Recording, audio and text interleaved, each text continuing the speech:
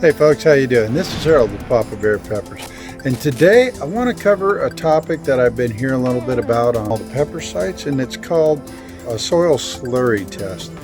And the reason I want to cover it is because, I'm not saying that anybody's right or anybody's wrong, because there is a lot of options out there, and you get a lot of opinions from folks, and a lot of people have success doing things the way that they do. Well, sometimes I'll see posts where somebody's asking for help and they say, look, help my plant, it's doing this and this and this, and I'm watering properly and everything else, and they can't figure it out. And me included will give these inputs not really knowing what we're looking at specifically, because we're not there with the person to see all of the factors. So one thing that I try and encourage a lot of people to do, if they can do it. Now, if you're in a little seedling cup like this, doing a soil slurry test is pretty difficult. So you're going to have to just be mindful. But this is a fairly small pot, and this thing isn't going to need much. This is one of my late starts. Usually something like that, you're going to see things changing on it and be able to react to it. But what I'm talking about is I have a plant in a pot, in my soil, in a raised bed, even a raised bed, maybe even like in my pots down here, okay? And you want to know a baseline. It's not going to give you all the answers, but I can test my moisture level. I can test my pH level of the soil, because as we all know, if you have soil that is very, very low in the fours, we'll say, or something like that, your very acidic soil, things don't grow well. And the same goes the other way. If you go up in the alkaline level and you're up there in the 8s or the 9s, things don't tend to grow as well as they are. Yes, pepper plants are tough. They're really tough. However, their conditions drive how healthy they are and how much growth you can get out of them. And to optimize their growth, you want to make sure that all the conditions are right. And I know a lot of times people say, well, you just don't need to do that, they're just pepper plants. Well, if you're looking to get the best pepper plants you can, or the best peppers that you can, you have to sometimes make sure that everything's right. Now, if a plant is looking healthy, you see no symptoms at all, there's no sense in doing a soil test. Everything seems to be running right and you're good. Now, but if you start coming across, you got 10 pots out there and you have one plant that is just crashing. It's wrinkling up, it's doing this, it's doing that. The leaves may be rolling, it might be wrinkling, it might be puffing out, which could be nutrition issues, it could be bug issues. There's a lot of symptoms, and I know a lot of us out there that have been growing peppers for a while are going to throw these different things out. It could be this, it could be that, based on experiences we've had. And I go back to, well, test your soil. First of all, eliminate that it's a soil issue. Make sure it's not too acidic or too alkaline, and make sure that the plant's getting the amount of food that it needs. A good baseline is around 300 to 400. If you're below 300, your plants are probably eating everything you're giving them, and then they're eating whatever else they can find. Which, even if you do the best compost, a good compost, say it has manure in it or something like that, and you start doing things, you can drive the pH down to a point where things don't grow right in your garden. Vegetables of all sorts, you may get some to grow because they're acid lovers, or they prefer more alkaline, and then other plants just die off. So you're trying to achieve something where everything can grow. So this is where the soil test comes in, because I want to know at the beginning of the season, I test my soil. I want a baseline. And I know the soil that I have that I put in here, it runs at roughly 475 parts per million. And that's a really good line. That's just a starter. That's what it runs. Okay. And when I feed, a lot of times when I'm done feeding them, it seems like, when I give them a tea or something like that, I push the parts per million up to around 1200. But then they eat it and it comes back down, and I let it come down. That's not telling me every little thing that's in there. It's giving me a story. When I test my parts per million, say that plant is really, all the other plants are doing good and that one's doing really bad. Well, first of all, I want to see if the nutrients are up high and every other plant is down lower. In that one, it's telling me that the plant's not eating what I'm giving it. It's not digesting the microbes that are in my soil. It's locked up. It's not digesting anything. So the roots are getting water. They're in the soil, but maybe the roots are just locked up. And if you've used a synthetic type of a nutrient or anything like that, you could have locked up the nutrients. It happens to everybody. However, if you look at it on the other side, and say all your plants you check one plant that's really healthy and it's at 300 or 400 parts per million on the soil, and you check the one that's really bad and it's at, say, 100. The plant's starving. It doesn't have enough to eat, because you may have a plant that's very hungry and it's got characteristics that may be different than the other plants. So that's what you're getting to. You want to find out that. That's a baseline. Obviously, you're going to check under the leaves for bugs. You want to make sure that you don't have something, root rot. That's why you check your moisture level. Make sure your moisture isn't spiked all the way wet. It should be somewhere, if you got, even using a simple moisture meter like this, is going to give you an idea, an indication, and it really does work. It'll give you an indication how wet or how dry my soil is. Yeah, we can do the old method. You pick it up and you feel the pot. Well, it's hard to pick up a raised bed. It's hard to pick up these containers that I have in here, right here. I can't just pick those up and see how they feel. And besides that, I feed them from the bottom with water. I feed them from the top, I water them from the bottom. So I can't just pick one of those up. So a moisture meter, first of all, the first thing it's going to do is say, all right, my soil, the surface may look dry. And then you go down in 2 or 3 inches and all of a sudden your meter sparks wet. Well, if it does that, that's telling you right there, okay, my soil's too wet. I got to let it dry out. That's pretty simple. That tells you when your leaves were curling up, oh, well, it's got too much water. It has to dry out. My roots are too wet, okay? So that's pretty simple logic to eliminate that. Okay, so let's say I stick it in there and my meter's somewhere in the green. I'm moist. I'm not dry. I'm not wet. I'm moist, which is really optimal. If that thing's somewhere in the middle, I'm right on the money. I don't need to water it. I don't need to do anything. I may want to feed it because that's what I do, but the moisture is eliminated, so I don't have a moisture issue. Next, I'm going to go to my slurry test, and this is going to give me my baseline. I use the same water that I use to water all my plants. I know for a fact that my water is 7.05 to 7.10 because I run it through a filter. I know the parts per million are 40 to 45 parts per million. What does that say? There's just not much in my water. It's as close to rainwater, because I filter it, as I could get. So I know my water's in a good, it's neutral. 7 is neutral on the scale. Coming down below 7, down into the 5s, 4s, 3s, 2, that's acidic.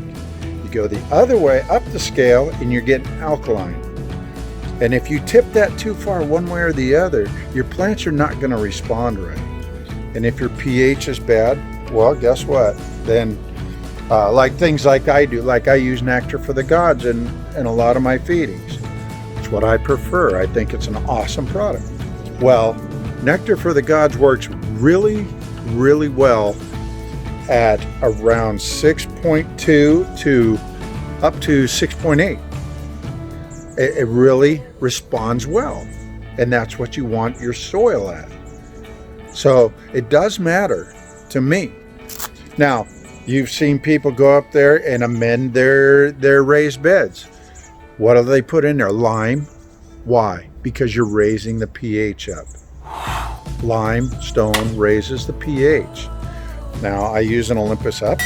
That raises my pH. Why? Because that's a liquid limestone. So, what I'm getting at is even gardeners that use normal ones, they'll go and buy a bag of lime from their garden store, and they'll amend their soil to raise up that soil, that pH level. Say what you want, but that's why you put lime in your soil, is to raise the pH up to a neutral level. With that being said, yes, there is a lot of people that'll say, people that grow cash crops will be very mindful of this. I'm very mindful of this because I want the best pepper. If I get good genetics on my seeds or my peppers, I want to make sure that I'm optimizing the genetics that they produce. So, with that being said, we're going to go in here and do a test. My soil, when it starts out, is 475 parts per million, like I said. Okay, my pH is right at about 6 when I start. I slurry test my soil mix before I start putting plants in, because I want to know what my starting point is. This is the slurry test, and I'm going to bring you in just a little bit closer so you see. Now, I've got this paper here because I'm going to write down my numbers.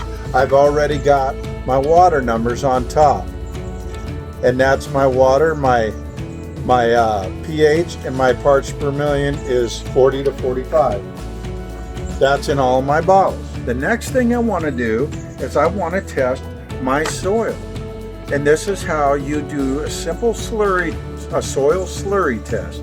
Folks, it's really this simple when I show you this. So I'm going to set this down for the moment, and I have a hole dug right here. Now, this is a very healthy plant. There's really nothing wrong with it. The purpose of me doing this, I don't want to disturb the roots. However, I have to go down around 3 inches because I'm getting soil that's down around the root base, and that's what I want to test.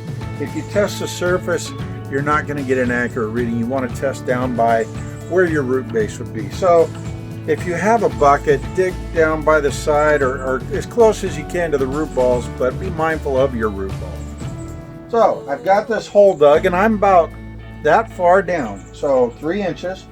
And what do I want to do?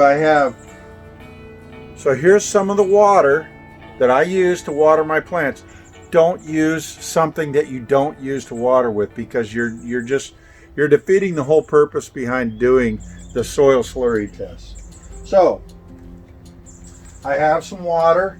All right, so what I have is just a mason jar. You can use whatever you want. I prefer glass just because it avoids any contamination that you may have. Is I'm going to take equal parts, 1 part soil to 1 part water. They're going to be equal parts. So I've dug this down, and I'm going to pull soil out of here.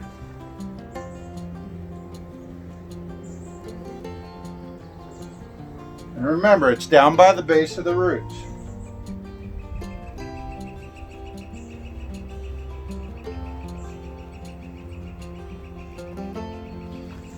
And no, you're not packing it, it's just lightly in there. This is just a very light, the soil's in there, I'm not packing it or nothing. So, I have my 1 part of soil.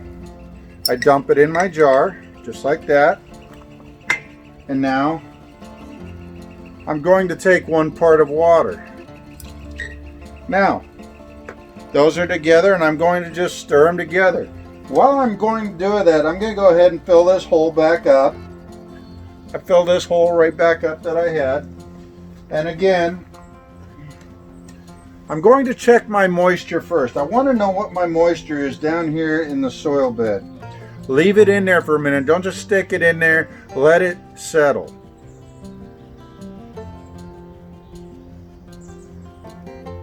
And as I'm doing, I'm going to keep swirling this. I swirl it for a couple of minutes just to get everything blended and everything mixed well. All right, so my moisture is within my green band. So I know I'm moist, I'm not wet. I'm not dry. So I know the soil in here is at the right level. And truthfully, folks, these plants are really healthy. However, for the sake of doing this, I want to know what my soils are at. I've got a pretty good mix up there. Now it's doing well. The first thing I'm going to do is I want to get my pH level. And folks, document, get a little notebook and write it in there and put it on your computer in a spreadsheet or whatever, just make sure you document it just for the sake that you have that information. It'll also be a good reference for later on. On here, I've got the date 5/20 written. And I'm going to go ahead. Now my moisture was, again,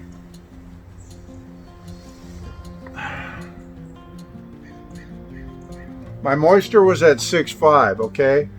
That just tells me that I'm somewhere right in the middle. I'm at the right moisture level. So I want to write that down here. And use the same instruments that you use all the time. The next we're going to do is a parts per million. I want to see what I'm looking like. And this is probably going to be high from the fact that I just fed this plant was yesterday, so it's way up. It just is what it is. So all right, I want to make sure, and this also has a temperature reading on it, so that might be something useful too. So I want to check this.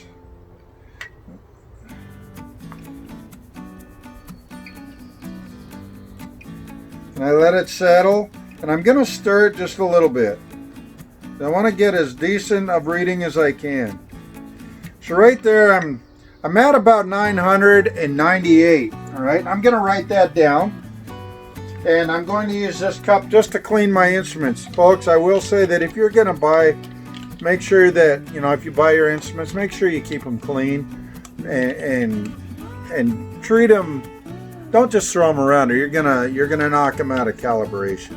And they're not expensive, some aren't. Like, I'll be honest, these are not the $200 things, but this one's only $15. So I've got that down, and I'm going to go ahead and write my 998 on here, and that's my parts per million. Okay, and again, I just fed these, so they're still in a feeding right now, so they're going to be eating this up. All right, the next thing I want to check my pH. Okay, I know I don't have a food problem, but if that were to stay that same way, say 3-4 days from now, and the plant started looking funny, I need to look at it and I need to see why it's doing that. And this is a very simple way to check that. So I'm going to keep shaking it, stirring it. I'm going to turn on my pH meter. Okay, and this is just a simple pH meter. Amazon, 15-20 bucks. You could get even a better one for more, just to make sure your accuracy is right. Anyway, I'll put this in here.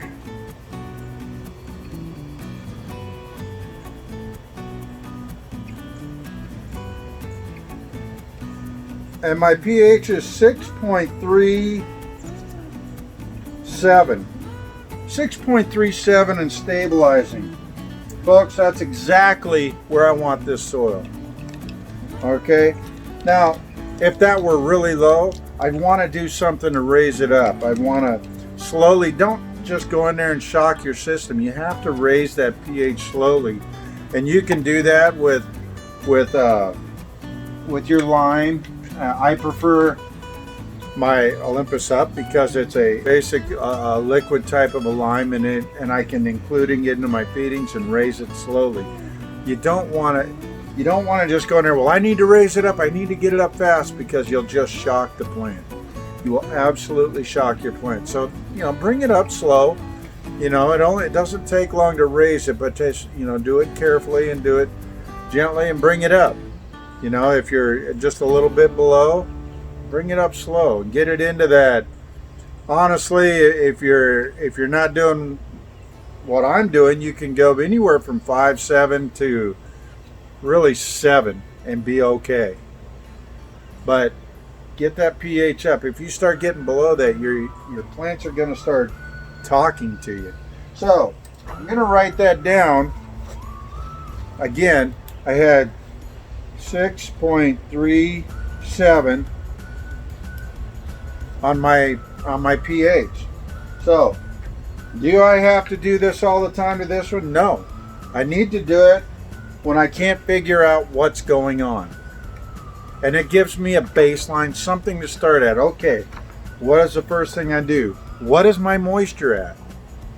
Okay, my moisture is good. I'm in the range I want to. 6 to 7 on this one is right close to the middle.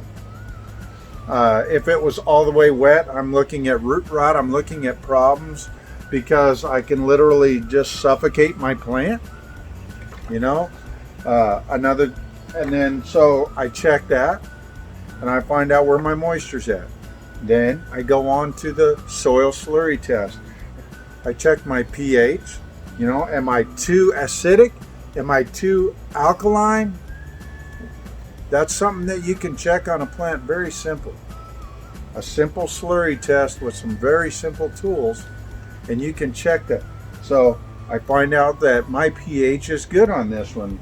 It's actually exactly where I want it. It's perfect conditions. Okay. So the plant, obviously, as you see here, this plant is just thriving because it's in an optimal condition. My pH or my parts per million is high, but that goes with, I know that I just fed them. I just fed them nutrients to help build the microbial web and the microbial activity in my soil. So they're getting what they need. And again, if I was to go a week long and I'm looking at the plant and it's starting to look funny and I go back into the soil and my parts per million is still up there, I know I got a problem. And I need to, maybe you feed with a something like, I don't know, Miracle Grow or something, and all of a sudden it's like, why isn't my Miracle Grow working anymore? Well, first of all, Miracle Grow uses a lot of salts, and you get a salt buildup in your soil and it can cause a nutrient loss. Nectar products are calcium based. There is no salts in them, so they don't tend to lock up as much. So, however, there is hope for that. If you're up high, what I do when my soil level is high is I can do what they call a flush on it, and I can use, what I use is my Herculean Harvest, because I can actually flush the salts and debris that's in my soil. I can flush those out and get them out of my soil, get them out of the way so that my soil's starting back again. Some soil is hard to do that with. If you're in your raised bed dumping 10 gallons of Herculean Harvest in there may not be your answer. You may have to use something. Dolomite is a very a crushed dolomite, works really good for raising your pH. So there's ways that you can lower your pH and raise your pH. Your parts per million. It's just an indicator and tells you what's going on. If you find out that when your plants were doing good, at the beginning of the season, they were doing great. You had no problems whatsoever. And you did an initial test, and you just do it for giggles. You just do it. Yeah. It's something that I do. I check mine to make sure I've got everything right and the conditions are right for my plants before they go in. Once I've determined that, I'm like, okay, now I know where I'm starting. Then I move on to do, I have a problem. Let's say I have one the leaves are all puffy. I look under the leaves, I'm like, I got no bugs. There's no bugs on there. And of course, mites can be microscopic, so you got to look really hard. You may need a magnifying glass to try and see them. If discoloration starts from the top and works its way down, that's a lot of times telling you that your plant is lacking something. But if everything is just starting to fall apart, then you really need to take a look at things. And again, folks, there's a lot of folks out there that are great pepper growers. They really are. And I'm not knocking anybody. But we all have our own answer to what we think is a problem because we're not there with you. But this, at least it tells you, you can eliminate some things. You can eliminate, are my plants starving? Is my pH so far out of whack the plant can't grow good in there? Are they getting food? Are they starving with the pH, with your parts per million? It's not a hard test to do, but it'll give you answers and a starting point for when you need to help one of your plants. Because I try and get the maximum I can out of all my plants. I want the max that I can. I want the biggest yields that I can get. So I can make my hot sauces, so I can make my powders, so I can get great powders out to people, that I can have really good tasting peppers. And you know what? As organic as we want to be, sometimes we need to figure things out, and this is a way to give us a starting point, a baseline. So, now that you know how to do a soil slurry test, you can determine some of these things on your own. Remember, we check the moisture, we check the pH, and we check the parts per million. That way we have a baseline. I check the same thing when I started the season. I checked my water. I want to know what water is, how I'm even starting. Do I want it filtered? Am I using rainwater? I might not need a filter. Maybe I have metals. Maybe I'm using well water and I have metals in my water. Check it, and then I go in and that initial check. I check my pH on my soil. I do a slurry test on the soil I make just to see where I'm at. It's not going to hurt anything. And I document it. And I put it down, and on this date I checked it, and this is what I had. Then I move to my parts per million. Okay, my soil is at this, 475 parts per million. That's where I start. All right, I'm good. My compost is in that soil, my worm castings is in that soil, and it looks like I'm giving them the right amount of starting food, well-built soil to start with. So at least I know I can eliminate that from the start. And even if you get soil from the store, check it. What's it going to hurt? What if you find out it's hitting a 9 on your pH? What do you think that's going to do to your pepper plants? Or what if you have a 2 or a 3? What do you think that's going to do to your pepper plants? Or your vegetables? It's going to have an adverse effect. And then you're going to look at it and go, no, I bought this soil and it was right new out of the bag. And it should be perfect. Folks, I'm going to tell you right now, that soil that we buy at the stores, let's think about that for a second, right? We buy it in bulk. How do you think they take a big loader, they take it and they put it in a part of this, and then they take a part of this and a part of this, and they put it in a big mixer and they mix it and they ship it out to you in mass. If I'm making 100,000 bags of soil a day, you think everyone's going to be premium? It's going to be perfect? Maybe not. Maybe that batch you got just isn't. So it's something that you might want to check so that you're not frustrated in your season. It doesn't complicate it. It's not complicated, folks. And just because I'm not growing a cash crop, a high dollar crop, doesn't mean that my soil just isn't just as important as that person's soil. That when I grow my peppers, I've done everything I can to make the perfect peppers. I got good genes. I have good soil. I have extremely good nutrients, and I'm not going to lie, folks. I have extremely good nutrients when I'm using my Nectar for the Gods. maybe that's not for you. It's for me, and it really works well. By the way, down there I'm going to put a promo code too if you do want any Nectar products, and it can be very simple. It can take Herculean Harvest and Gaia Mania and really 2 to 3 items, maybe Medusa's Magic, and boom, you're off to the races. Now, I have a lot more because I do a different program, and I do love my Bloom Chaos, but when I do Bloom Chaos, I have to use a Herculean Harvest because of the calcium. Bloom Chaos basically signals your plant to just uptake calcium. Let's see, if somebody were to tell you CalMag, well, you're deficient on calcium, what is the first thing you do? You go out and grab CalMag. Well, that's nitrate based, and the things that I use are phosphorus based, so they're immediately uptaken, so I can see a difference in my plants almost immediately. Overnight I'm looking at it and going, okay, well, they look a little better. So it's a choice, folks. It really is. That's all it is. It's a choice.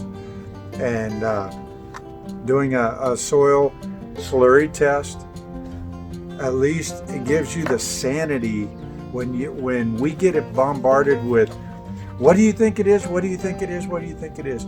We can minimize what we think it is and narrow it down to, well, if I have pH, if my soil's good and my moisture's good and my parts per million are right, maybe I have a disease.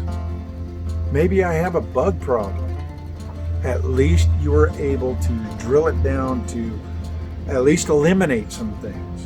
And that's why the soil slurry test, as easy as it is, can be so important. At least you're not scratching your head and trying to do 1,000 things. You know, you're not trying to throw a whole bunch of nutrients at something that wasn't the problem to begin with. Maybe it was something altogether different. So, I just wanted to bring that to you folks, and I hope that you're able to use this information to make your pepper grow the best that it can be. That's what we're here to do, is keep growing. Well, I'm Harold with Papa Bear Peppers. Y'all have a great day, have a great growing season, and keep growing.